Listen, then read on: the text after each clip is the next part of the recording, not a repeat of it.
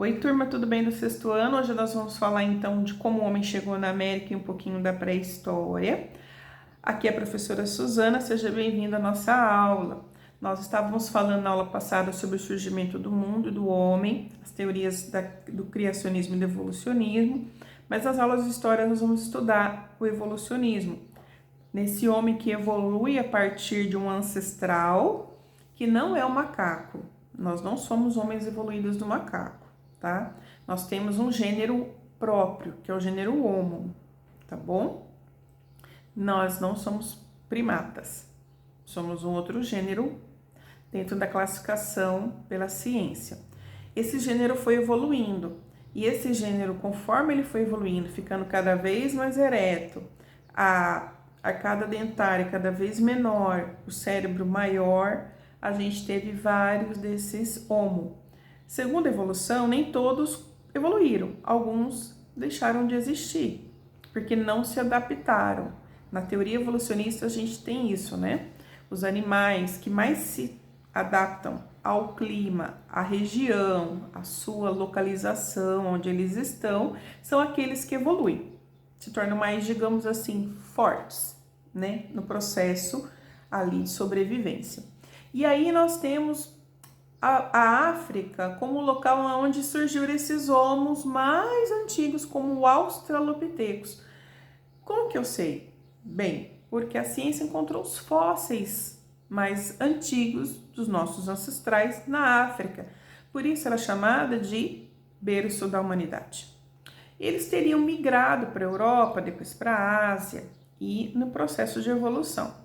Nós somos hoje os Homo sapiens sapiens, que seria, traduzindo, o homem sábio, né?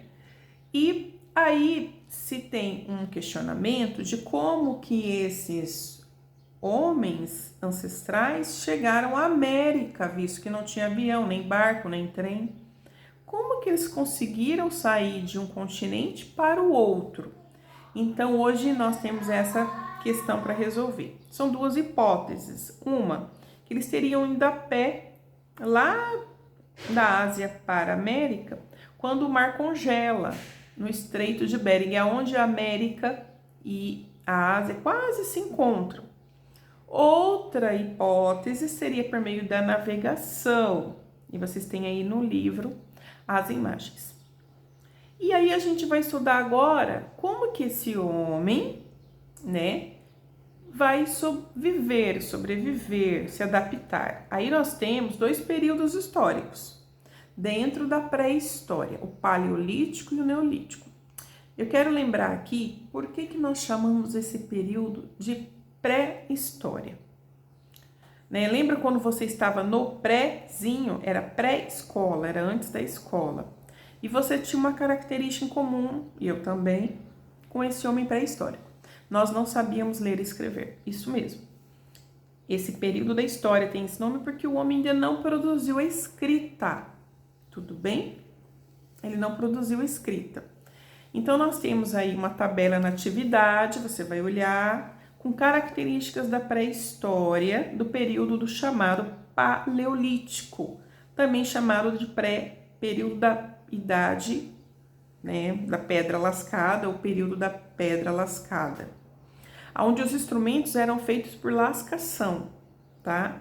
Não era uma coisa simples. Depois eu vou postar na próxima aula um vídeo que fala das técnicas de lascação que os arqueólogos, né, compreenderam como se faziam esses instrumentos. O homem era um caçador, coletor, e a grande revolução desse período e os historiadores conseguiram, os arqueólogos, identificar que o homem já fazia o fogo. Não só de fazer, mas de controlar o fogo. Então, a revolução aí marcante do Paleolítico é o fogo.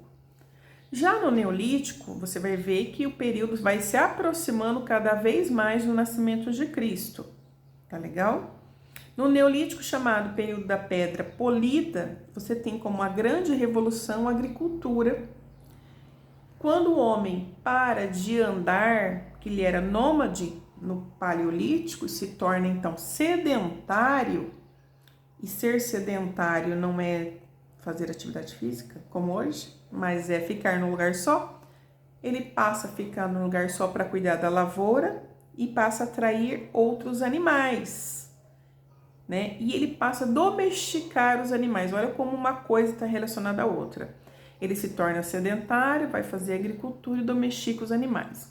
Mas veja bem, aonde que ele ia guardar os seus alimentos? Não existia Tupperware, não existia vidro, saco plástico.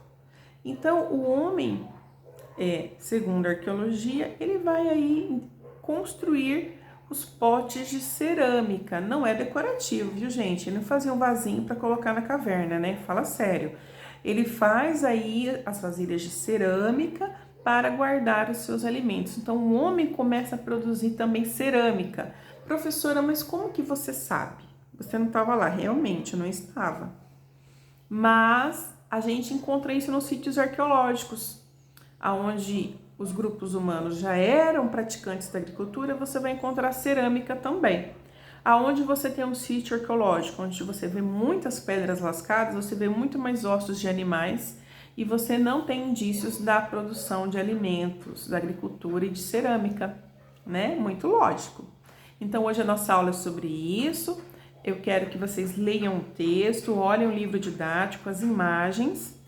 Podem pesquisar na internet também, se vocês quiserem, mas leiam com atenção para fazer as atividades de hoje, tudo bem? Um abraço e até a próxima aula.